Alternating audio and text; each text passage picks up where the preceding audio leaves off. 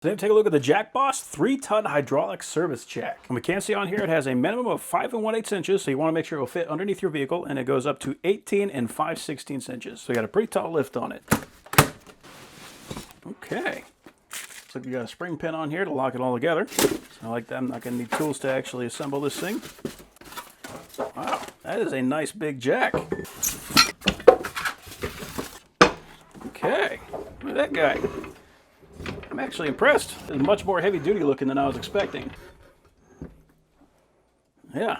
I think it's kind of a monster. Now we've got thick, it's at least an 1/8 inch plate all the way around. Got a nice heavy duty return spring on there, so we're going to put our foot on it to get it to go back down. So I got a piece of wire in here, and that is just to prevent this thing from going up and accidentally having the thing actuate before it gets to you. So we need to pop that out. There we go. Yeah, so she got a good spring on her. So there's also this little screw in the box, so that is going to be our set screw essentially, and that is going to fit around that channel. You do got some grease in there, and inside there looks like about a 1/2 inch drive, so that is just going to match up with this part of the handle. Let's drop that in. There we go. And then we don't have to completely lock this down because we do want to still be able to turn it. That looks like I got it all the way down anyway. But with that, I can't pull it out, but I can still rotate. And it looks like those gears are actually meshed up pretty well.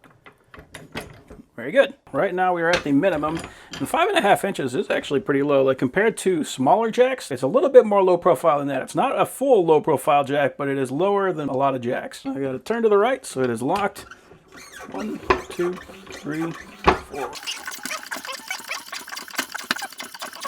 22, 3. So about 23 1/2 gets it to that max height.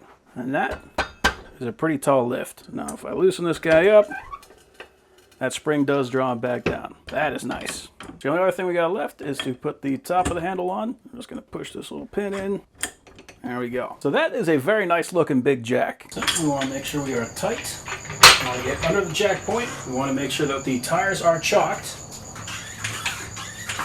Yeah, this thing got quite a length that we can actually go on this thing. This seems pretty low profile. The jack point is right there. Okay.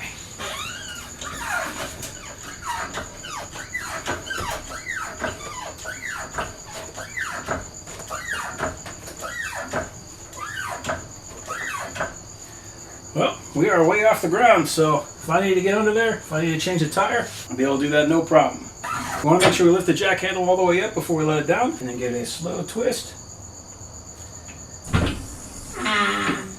There we go. That is awesome. So yeah, that is an awesome jack.